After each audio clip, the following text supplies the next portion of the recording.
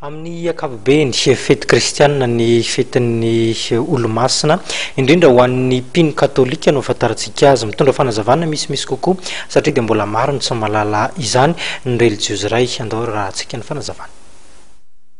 Ny voalohan'ny volana novambra izay natokany fiangonana katolika ho fahatsiarovana fankalazana ny olo-masina rehetra. Ny olo-masina moa zany dia ao ireo martiry. Ny martiry dia ireo izay mahafony ainy noho ny finoana ny velomany noho ny fitiavana an'Andriamanitra. Mety hoe nahafony ainy na novonoana ny sitrapo izy ireny. Dia ireny lazaina hoe martiry ary olo-masina rahateo. Eran-tany dia marobe tsy hita isany lazaina hoe olo-masina ka tsarovana izy ireny. Ary anankinanareo kristiana izay mbola mivahiny eto tany mba hivavaka ho azy.